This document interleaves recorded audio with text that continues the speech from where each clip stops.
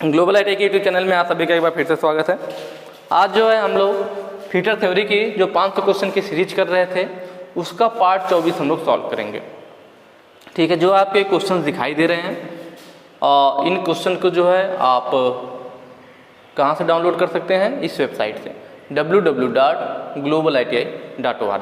ठीक है, इस वेबसाइट पे आपको जो आज का पीडीएफ है प्लस इसके पहले के जितने भी पार्ट कराए गए हैं उनके पीडीएफ यहाँ पे आपको मिल जाएगा। बिल्कुल आसानी से सभी डाउनलोड कर सकते हैं आप लोग। बाकी अगर आपको इन वीडियोज़ को, जैसे तो भाई कौन सा पार्ट 24 वाला वीडियो, इसके पहले की वीडियोज आप सब सारी वीडियोज़ देखना चाह रहे हैं इकट्ठे, तो उसके लिए मैं वीडियो के डिस्क्रिप्शन में लिंक दे दूंगा वेबसाइट का भी और इन वीडियोज़ का भी। उस पर क्लिक करके आप सारी वीडियोज़ इकट्ठे देख सकते हैं। नहीं तो आप नॉर्मल अपने यूट्यूब में भी सर्च कर सकते हैं। यूट्यूब में सर्च कीजिए ग्लोबल आईटीआई और वहाँ पे आपको चैनल पे पहुँच जाएंगे। चैनल पे जाने के बाद वहाँ ऑप्शन मिलेगा आपको होम वीडियो, जिसके बगल में प्लेलिस्ट का, प्लेलिस्ट में चले जाइए। वहाँ पे आपको फीटर थ्योरी फर्स्ट ईयर के नाम से इंपॉर्टेंट क्वेश्चन के नाम से प्लेलिस्ट मिल जाएगी। उसमें सारी वीडियोज इकट्ठे मिल जाएंगे। प्लस आप दूसरे भी वहाँ पे प्लेलिस्ट बनी हुई जैसे कि workshop calculation, employability skill, engineering drawing, उनको भी वहाँ पे आप देख सकते हैं। सारी वीडियो सबका अलग अलग सेक्शन में पड़ा हुआ है, आप उन्हें इकट्ठे बिल्कुल आसानी से देख सकते हैं।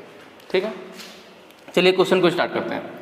और अगर आप लोग चैप्टर वाइज थ्योरी को कंप्लीट पढ़ना चाह रहे हैं तो प्ले स्टोर से डाउनलोड कीजिए global ITI app. Play store में आप सर्च करना ग्लोबल आईटीआई, आपको हमारा ऐप मिल जाएगा। वहाँ पे आप कोर्स को ज्वाइन करके फर्स्ट ईयर सेकेंड ईयर पूरी बुक को, जो थ्योरी की बुक है ना, पूरी बुक को complete chapter wise topic wise बिल्कुल अच्छे से बेसिक से पढ़ाया गया है। आप कभी नहीं पढ़े हैं कोई दिक्कत नहीं है, आप एक बार वो वीडियो देखिए, आपको बिल्कुल अच्छे से आपके सारे टॉपिक तैयार हो जाएंगे। ठीक है, चलिए स्टार्ट करेंगे क्वेश्चन को। बंकिंग से बचने के लिए रिवेटिंग के बीच न्यूनतम दूरी क्या है? बंकिंग से बचने के लिए रिवेटिंग के बीच न्यूनतम दूरी, बंकिंग से बचना रिवेटिंग के बीच, ये कहना क्या चाह रहा है, ध्यान से समझिएगा।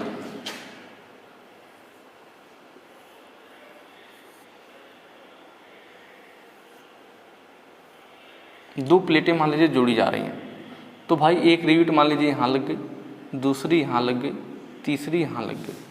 तो एक तो हमने बात किया था कि जो रिवेट है वो प्लेट के किनारे से कितनी दूरी पर लगाई जाए, रिवेट को प्लेट के किनारे से कितनी दूरी पर लगाई जाए। तो प्लेट के किनारे से हमने बताया, प्लेट के किनारे से 1.5D या फिर जब आपकी आईटीआई की बात आएगी तो 2D होता है, 2 गुना व्यास का 2 गुना या 1.5 गुना दूरी पर लगाते। कहाँ से? प्लेट के किनारे से। ठीक है, ये चीज हुई थी। और यहाँ पे पूछ रहा है बंकिंग से बचे रिवेटिंग के बीच की दूरी। एक तो प्लेट के किनारे से हो गई रिवेट की दूरी, अब एक रिवेट से दूसरे रिवेट के बीच की दूरी, मतलब रिवेट का सेंटर ले लिया जाए, रिवेट का सेंटर ले लिया जाए। तो एक रिवेट से यह सेंटर हो गया, यह सेंटर हो गया। तो एक रिवेट से दूसरे रिवेट के बीच की दूरी क्या होनी चाहिए बंकिंग से बचने के लिए? क्यों? क्योंकि देखिए अगर आप ज़्यादा नज़दीक करेंगे तो वही चीज़ होगा जो मैं बता रहा था। अगर रिवेट ज़्यादा नज़दीक हो जाती है, रिवेट अगर प्लेट में ज़्यादा नज़दीक हो जाती है तो यहाँ से फट जाएगा प्लेट। जब होल ज़्यादा नज़दीक होगा तो प्लेट के फटने का डर होगा। लेकिन अगर रिवेट हमारी ज़्यादा दूर भी हो जाएगी तो क्या होगा, ज़्यादा दूरी होने से इनके बीच में, प्लेटों के बीच में गैप टाइप का, प्लेटें मुड़ जाएंगी। प्लेटें क्या होंगी, ज़्यादा गैप होने की वजह से यहाँ पे लूज हो जाएगा और प्लेटें मुड़ जाएंगी। मुड़ जाने का मतलब बंकिंग हो जाना, वही चीज़ कह रहा है बंकिंग से बचने के लिए, मतलब प्लेटें मुड़े ना। ज़्यादा गैप होगा तो ढीला पड़ जाएगा और प्लेटें मुड़ जाएंगी। तो वही बंकिंग से बचने के लिए, मतलब प्लेटों को मुड़ने से बचने के लिए रिवेटिंग के बीच की न्यूनतम दूरी, एक रिवेट से दूसरे रिवेट के बीच की न्यूनतम दूरी कितनी होनी चाहिए? तो वह होना चाहिए 3D, मतलब रिवेट के व्यास से 3 गुना दूरी होनी चाहिए। ठीक है, तो ये दोनों ध्यान रखना हमें। किनारे से, प्लेट के किनारे से कितनी दूरी होनी चाहिए? तो 1.5 गुना या 2 गुना। आईटीआई में जब भी पूछेगा तो 2D आप सही करना, एनिमी में दिया हुआ है। ठीक है, पर 2 रिवेट के बीच की दूरी ये हमेशा वही रहता है, हर जगह वही रहता है, 3 गुना, इसमें दिक्कत नहीं है। तो यहाँ पे हम ऑप्शन देखेंगे, ऑप्शन सी हमारा सही हो जाएगा, 3D।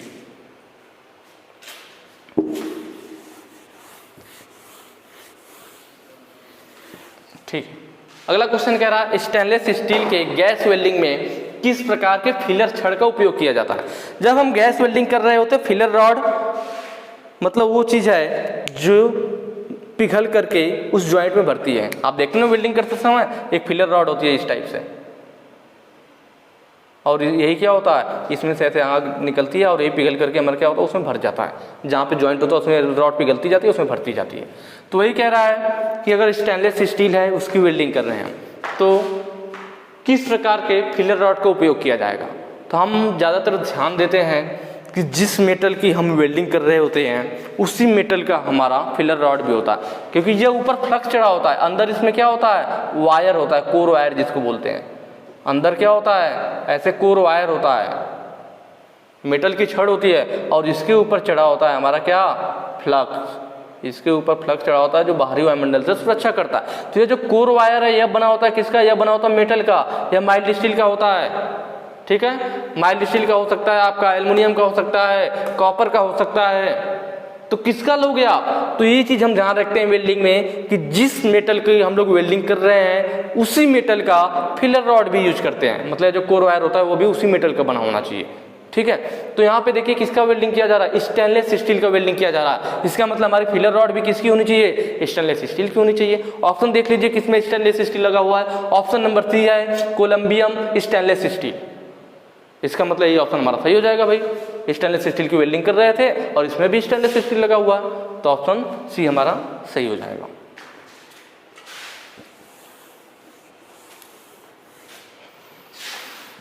ठीक है, अगले क्वेश्चन पे चलते हैं। इस गैस वेल्डिंग दोष का नाम बताइए। साइड में फिगर दे रखा है, फिगर में पूछ रहा है कि यह जो गैस वेल्डिंग की गई है तो यह कौन सा दोष है, किस वजह से ऐसा रह जाता है। तो पहले तो हम फिगर में देखते हैं कि क्या दिक्कत है। हम फिगर में देख रहे हैं कि यह 2 प्लेटों को हमें जोड़ना था। यहाँ भी ये 2 प्लेटें जोड़ी जा रही थी, नॉर्मल भी बना हुआ था, इसमें डबल भी बना हुआ है, इधर भी बना हुआ है, इधर भी बना हुआ है। ठीक है, यहाँ भी ज्वाइंट किया जा रहा था तो ये ऊपर मेटल भरा हुआ है। तो दिक्कत क्या आ रही है, तो हम सब में देख रहे हैं कि जो फिलर रॉड है पिघल करके यहाँ ऊपर ही जुड़ रह जा रही है, जबकि गहराई यहाँ तक थी ना, पूरा अंदर गहराई तक नहीं पहुंची। यहाँ भी वही दिक्कत है, भी था तो दोनों साइड से हमने वेल्डिंग किया तो यहाँ भी जो फिलर रॉड थी पिघल करके ऊपर ही जोड़ गई, अंदर खाली रह गया। इधर भी फिलर रॉड पिघल के ऊपर रह गई, अंदर खाली रह गया। मतलब फिलर रॉड पिघल करके पूरी गहराई तक नहीं पहुंच रही है, ऊपर ही सूख जा रही है। फिलर रॉड पिघल करके पूरी गहराई तक नहीं पहुंच रही है। वही प्रॉब्लम इसमें भी है, यह भी यहीं सूख के रह गया, अंदर खाली रह गया, तो भाई जोड़ कमजोर रह जाएगा ना। तो क्या हुआ, हम देख रहे हैं कि फिलर रॉड पिघल करके पूरी गहराई तक नहीं पहुंच रही है, इसका मतलब गहराई कम रह गई, इनकम्प्लीट रह गया पेनिट्रेशन। जो ऑप्शन दे रखा है यहाँ पे अपूर्ण पेनिट्रेशन, पेनिट्रेशन का मतलब गहराई से है। ठीक है, क्योंकि संपूर्ण गहराई तक नहीं पहुंच पाया, उसी को बोलते हैं इनकम्प्लीट पेनिट्रेशन। भाई संपूर्ण गहराई तक नहीं पहुंच पाया, वही इनकम्प्लीट रह जा रहा, पूरा गहराई तक नहीं पहुंच पा रहा। तो ये कौन सा दोष है, इनकम्प्लीट पेनिट्रेशन है। पोरोसिटी में क्या होता है कि हमारा जो जोड़ होगा ना, इसमें हमारा यह बढ़ेगा क्या, जो हमारा फिलर रॉड है और जो बेस मेटल है दोनों आपस में पिघल करके मिल करके भर जाता है। तो पोरोसिटी का मतलब होल, पोरोसिटी का मतलब क्या, खोखला टाइप का एक तरह से। तो इसमें जब हमारा जॉइंट भरता है तो इसमें गैसें अंदर चली जाती हैं, वायुमंडल गैसें कुछ उसमें चली जाती हैं जो भर जाती है। तो जब ये हमारा ठंडा होने लगता है, जो हमारी वेल्डिंग बीड है, तो वह गैसें बाहर निकलने की कोशिश करती हैं। जब वो गैस बाहर निकलती है ब्लो होल के रूप में उसमें होल बन जाते हैं। भाई जब इसमें से जब ये ठंडा होने लगेगा तो वो हवा के रूप में जो गैस इसमें अंदर है वो बाहर निकलेगी। जब बाहर निकलेंगी तो क्या होगा, जहां जहां से गैस निकलेगी तो उतनी दूर पे क्या है, ब्लो होल्स टाइप का बन जाएगा, तो वो खोखला टाइप का हो जाएगा। तो हमारा जोड़ क्या हो जाता है, कमजोर हो जाता है, पोरोसिटी बन जाती है उसमें। तो इसी को बोलते हैं पोरोसिटी। ठीक है, पिघलने की कमी, इसको बोला जाता है लैक ऑफ फ्यूजन, इसको बोलते हैं लैक ऑफ फ्यूजन। पिघलने की कमी, जब हमारा फिलर रॉड और बेस मेटल, वेल्डिंग में दोनों चीजें पिघलती हैं, जिस चीज को हम जोड़ रहे होते हैं, जब बेस मेटल हो गया, इन दोनों को जोड़ना है, तो जब बेस मेटल भी पिघलेगा और इसके साथ जो हम फिलर रॉड यूज करेंगे यह भी पिघलेगा, दोनों पिघल के आपस में मिल करके जोड़ बनाते हैं। बेस मेटल भी किनारे पे पिघलता है, फिलर रॉड भी पिघलता है, दोनों आपस में मिल करके मजबूत जोड़ बनाते हैं। तो लैक ऑफ फ्यूजन, पिघलने की कमी का मतलब है जब हम वेल्डिंग कर रहे होते हैं तो जब हमारा बेस मेटल अच्छी तरीके से नहीं पिघलता है ठीक है। बेस मेटल और फिलर रॉड जब पिघल करके अच्छी तरह से आपस में नहीं मिलते हैं तो उसको बोलते हैं लैक ऑफ फ्यूजन, कि पिघलने की कमी, मतलब सही से पिघल करके उससे नहीं मिला इसलिए जोड़ कमजोर रह गया। ठीक है, तो ये सारी चीजें हैं हमारे जो वेल्डिंग के दोष हैं।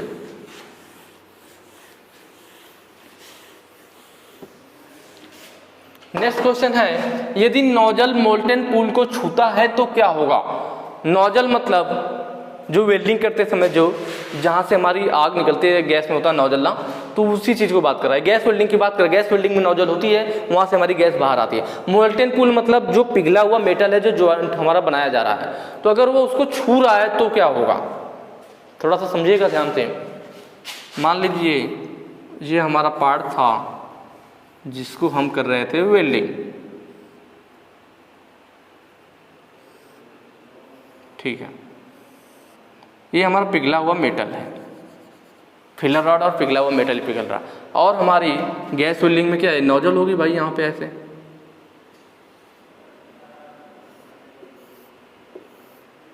ठीक है, इसी में से हमारी आग निकलती है, गैस भाई होती है तो जलाया जाता है, आग निकलती है। अगर नोजल किसको छू रहा है, मोल्टेन पूल, इसी को मोल्टेन पूल बोलते हैं, जो ये पूल मतलब पिघल करके जो बना हुआ है हमारा, उसी को मोल्टेन पूल बोला जाता है। तो अगर हमारा नोजल इसको छूने लगेगा तो क्या होगा, तो बैक फायर, बैक फायर जानते हैं, जब हमारे नोजल की टिप गर्म हो जाती है तो बैक फायर होता है। बैक फायर क्या होता है, जब हमारी टिप गर्म हो जाती है तो बहुत तेज से एक आवाज़ आती है और हमारा आग जलना बंद हो जाए। जो हमारी गैस वेल्डिंग में आग जल रही थी, एक तेज आवाज़ के साथ आग जलना बंद हो जाता है, तो उसको क्या बोलते हैं, बैक फायर बोलते हैं। तेज आवाज़ के साथ ज्वाला बुझ जाए, ज्वाला बुझ जाए तो उसी को बोलते हैं बैक फायर। तो यह किस वजह से होता है, जब नोजल की टिप अत्यधिक गर्म हो जाए तब यह रीजन उत्पन्न होता है। तो जब हमारा नोजल है मोल्टेन पूल को छुएगा, मतलब मोल्टेन पूल भाई पिघला हुआ मेटल या गर्म है, जब इसको छुएगा तो ज़्यादा नज़दीक आने से इसका टिप गर्म हो जाएगा, नोजल का टिप गर्म हो जाएगा, और नोजल की टिप गर्म होगा तो यह प्रॉब्लम उत्पन्न हो जाएगी, कौन सी, बैक फायर। क्योंकि बैक फायर तभी उत्पन्न होता है जब नोजल की टिप गर्म हो जाती है। जब टिप गर्म होगा तो वह तेज आवाज़ के साथ ज्वाला बुझ जाएगी, उसी को बोलते हैं बैक फायर। जो डी वाला ऑप्शन है इस वाले के लिए तो सी सही हो जाएगा भाई, मोल्टेन पूल को छुएगा तो उसकी टिप गर्म होगी, उसकी वजह से बैक फायर उत्पन्न होगा, तेज आवाज़ के साथ ज्वाला बुझ जाएगी। फ्लैश बैक बोलते हैं इसको, क्या बोलते हैं, फ्लैश बैक या फ्लैश बोलते हैं। फ्लैश बैक क्या होता है, जब ज्वाला नोजल से, यह जो हमारी नोजल थी, नोजल से ज्वाला बाहर को भाई जलती है, जब ज्वाला बाहर को ना जल करके वापस नोजल के अंदर जलने लगे उल्टा, तो उसको बोलते हैं फ्लैश बैक। जैसे मोबाइल में फ्लैश जलता है बाहर की तरफ, लेकिन वे फ्लैश बैक जलने लगे, मतलब अंदर जलने लगे। फ्लैश कहाँ जलने लगे, बैक में, मतलब अंदर उल्टा नोजल के अंदर ही ज्वाला जलने लगे, तब उसको बोलते हैं फ्लैश बैक। ध्यान रखिएगा इस बात को ना, कब, यह बैक फायर की वजह से ही होता है। फ्लैश बैक होने का खतरा कब होता है, जब बैक फायर होता है, उस समय रिस्क रहता है, कभी कभी ज्वाला बुझ जाती है, कभी कभी ज्वाला अंदर जलने लगती है नोजल के अंदर ही, तो उसको बोला जाता है फ्लैश बैक। दोनों में डिफरेंस समझ में आया, तेज आवाज के साथ ज्वाला बुझ जाए तो बैक फायर, और ज्वाला उल्टा नोजल के अंदर जलने लगे तो फ्लैश बैक।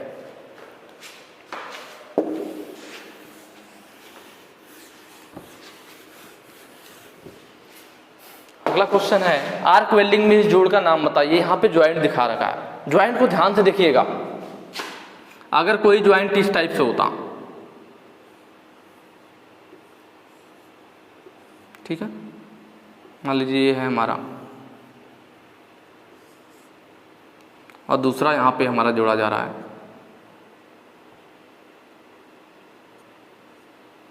अब यह वाला हिस्सा यहाँ से शुरू हो जाए,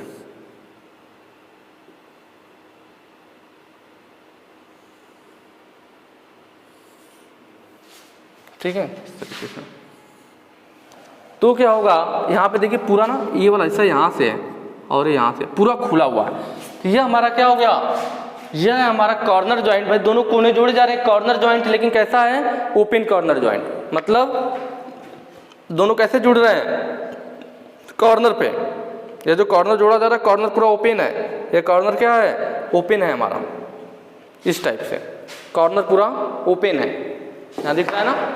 यह कॉर्नर यहाँ से है और दूसरा वाला ऐसा यहाँ रखा गया, मतलब पूरा एकदम बारीक कोने पे पूरा खुला हुआ है, तो इसको बोलेंगे फुल ओपन कॉर्नर जॉइंट। क्या बोलेंगे? Full open.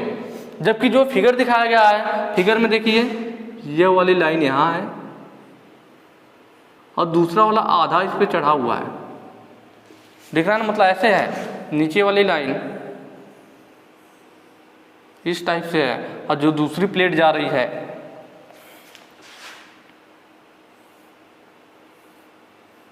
पहला हो गया, जो दूसरी प्लेट है हमारी वो यहां से जा रही है,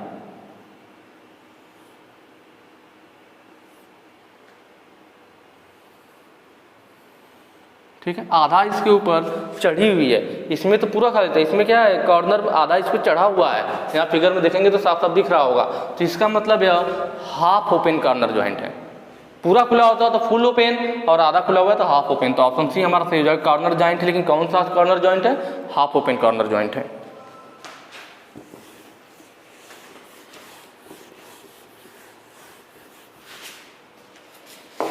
अगला क्वेश्चन है एसी वेल्डिंग ट्रांसफार्मर का कार्य क्या होता है। जो वेल्डिंग ट्रांसफार्मर होते हैं हमारे एसी वेल्डिंग ट्रांसफार्मर, ठीक है, तो वह क्यों लगाए जाते हैं? वेल्डिंग ट्रांसफार्मर के लिए जो एसी वेल्डिंग ट्रांसफार्मर होता है तो उसका काम क्या होता है?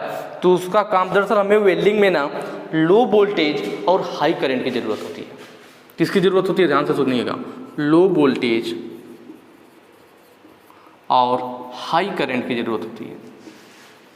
जो करंट होती है वह हमें लगभग 100 से 1000 एम्पियर की ज़रूरत पड़ती है, कहीं कहीं पे 10 से 2000 एम्पियर भी दिया होता है,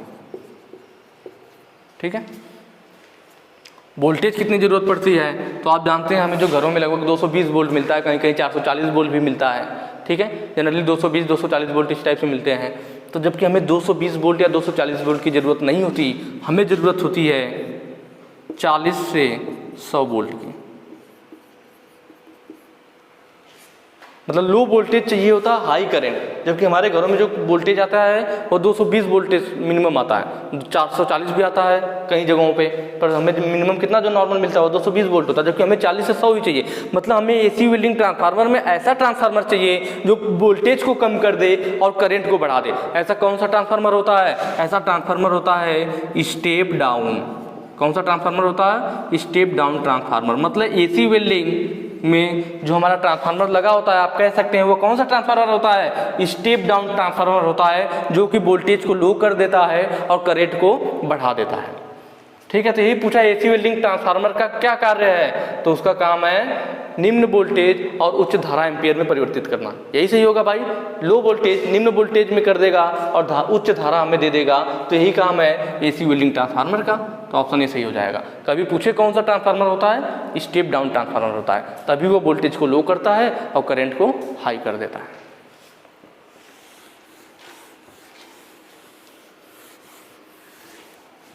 नेक्स्ट क्वेश्चन है एसी वेल्डिंग ट्रांसफार्मर का नुकसान क्या है? एसी वेल्डिंग ट्रांसफार्मर का नुकसान क्या है? अधिक प्रारंभिक लागत, ऐसा नहीं कुछ है।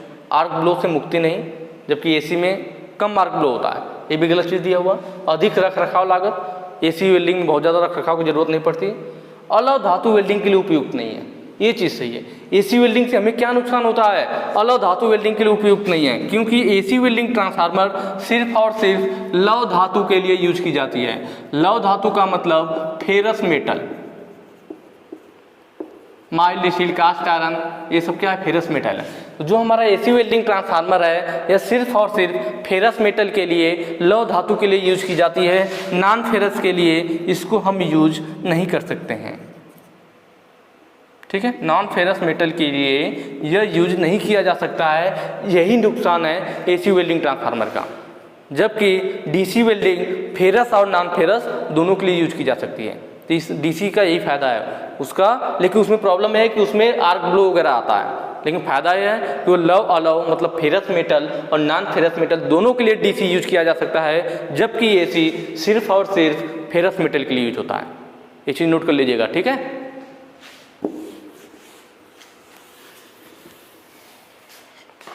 नेक्स्ट कह रहा है विद्युत लाइनों से दूर क्षेत्र के काम में कहीं भी किस आर्क वेल्डिंग मशीन का उपयोग किया जा सकता है?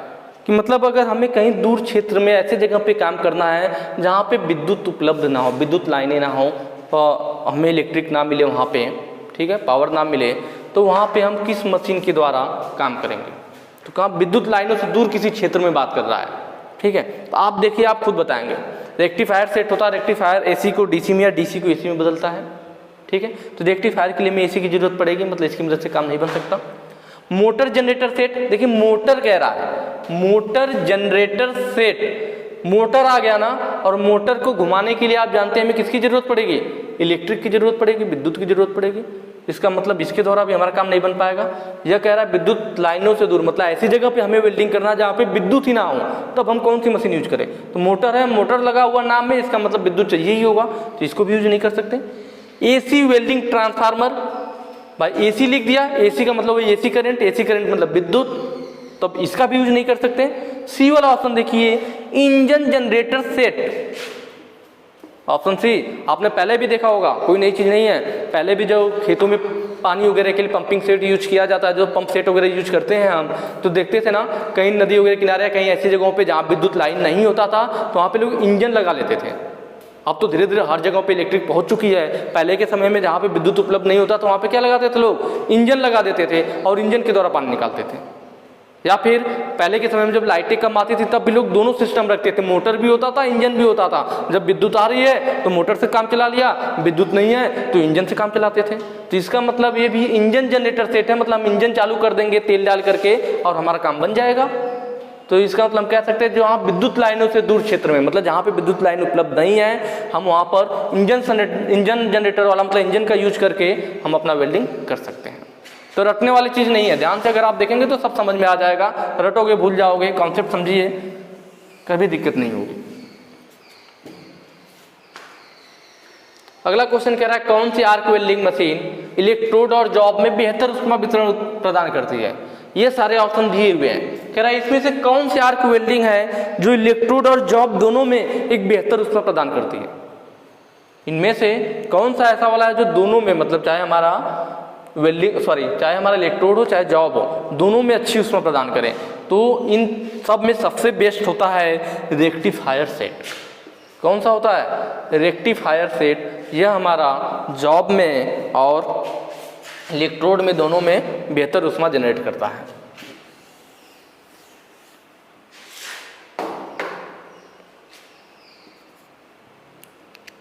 अगला क्वेश्चन है एसिटिलीन गैस सिलेंडर पर किस रंग का पेंट नहीं होगा? भाई यहाँ पे पेंट होगा, ठीक है, क्या होगा? पेंट होगा। कौन सी गैस पे? एसिटिलीन गैस सिलेंडर पे। दरअसल जो हमारी गैस वेल्डिंग होती है ना, गैस वेल्डिंग से क्वेश्चन, गैस वेल्डिंग में दो चीजें होती है, एक लंबा सिलेंडर होता है, एक लंबा सिलेंडर होता है जो कि किसका होता है? ऑक्सीजन का होता है, और एक छोटा सिलेंडर होता है लंबाई में जो किसका होता है? एसिटिलीन का होता है। एसिटिलीन गैस का और ऑक्सीजन का दोनों सिलेंडर होता है। जो ऑक्सीजन का सिलेंडर होता है यह ब्लैक कलर का होता है। किस कलर का होता है? ब्लैक कलर का। जो एसिटिलीन का सिलेंडर होता है यह मैरून कलर का होता है। दोनों में क्या होता है? यहाँ नोजल होगा, मान लीजिए आपका नोजल है, नोजल के पीछे पाइप होगी, तो एक पाइप ऑक्सीजन सिलेंडर से, दूसरी पाइप एसिटिलीन सिलेंडर से। तो सिलेंडर का कलर हो गया, एसिटिलीन सिलेंडर लंबाई में छोटा, ऑक्सीजन सिलेंडर लंबाई में बड़ा। पहला तो ये हो गया अंतर। दूसरा, एसिटिलीन सिलेंडर का कलर मैरून, ऑक्सीजन का ब्लैक। तीसरा, पाइप की बात करेंगे तो जो ऑक्सीजन सिलेंडर की पाइप होती है, पाइप यह होती है ग्रीन कलर की, हरे कलर की, जबकि एसिटिलीन सिलेंडर की जो पाइप होती है यह होती है रेड कलर की। ठीक है, तो यहां देख लीजिए, काला काला ऑक्सीजन होता है, हरा हरा ऑक्सीजन सिलेंडर की पाइप होती है, नीला नीला भी मैं अभी आपको बताऊंगा, मैरून मैरून होता है एसिटिलीन गैस का, बताया ना, एसिटिलीन मैरून कलर का। तो ऑप्शन डी यहाँ पे सही हो जाएगा, मैरून कलर। अब यहाँ पे नीला क्या है? तो नीला भी हमारा होता है, कौन सा सिलेंडर होता है? Inert gas cylinder. Inert gas का जो सिलेंडर होता है वह नीला कलर का होता है। किस कलर का होता है? ब्लू कलर का होता है, नीला कलर का। इनर्ट गैस मतलब अक्रिय गैस, जो कि बाहरी वातावरण से हमारे गैसों को रिएक्शन करने से रोकती हुई पिघले हुए मेटल को। इनर्ट गैस कौन सी होती है? तो जहाँ इनर्ट गैस के रूप में हीलियम, आर्गन, नियान, क्रिप्टॉन, जेनान, रेडान, ये सभी अक्रिय गैसें हैं। हीलियम, नियान, आर्गन, क्रिप्टॉन, जेनान, रेडान, ये सभी क्या अक्रिय गैसें हैं। पर हम वेल्डिंग में 2 ही यूज करते हैं, हीलियम और आर्गन। तो ज़्यादातर आर्गन वाला ही यूज किया जाता है। तो पूछ लेता है कई बार आर्गन गैस सिलेंडर का कलर किस कलर का होता है? तो आर्गन गैस का सिलेंडर ब्लू कलर का होता है। क्यों? क्योंकि जो आर्गन गैस है हमारी, यह इनर्ट गैस है, अक्रिय गैस है, जो कि क्रिया नहीं करती है किसी भी चीज़ से। तो अक्रिय गैस सिलेंडर का रंग ब्लू होता है, इसलिए आर्गन का भी ब्लू होगा। यह उसमें यूज किया जाता है, आपने पढ़ा होगा TIG welding, TIG welding, tungsten inert gas, मतलब जो वेल्डिंग रॉड होती है वो टंगस्टन का होता है और इसमें यूज किया जाता है इनर्ट गैस। इनर्ट गैस से यूज की जाती है और इनर्ट गैस का ब्लू कलर होता है। ध्यान रहेगा ना, यही चीज़ है। इन सब चीज़ों को एक जगह आप लोग कॉपी पे नोट करते चलिए, जिससे कि आपको आसानी होगा एग्जाम में रिवीजन करने में। ठीक है, तो आज के लिए इतना ही। बाकी आगे के जो क्वेश्चन हैं हम लोग नेक्स्ट वीडियो में करेंगे। और वीडियो अच्छी लगी है तो ज़्यादा से ज़्यादा शेयर कीजिएगा। मिलते हैं फिर नेक्स्ट वीडियो में। Thank you.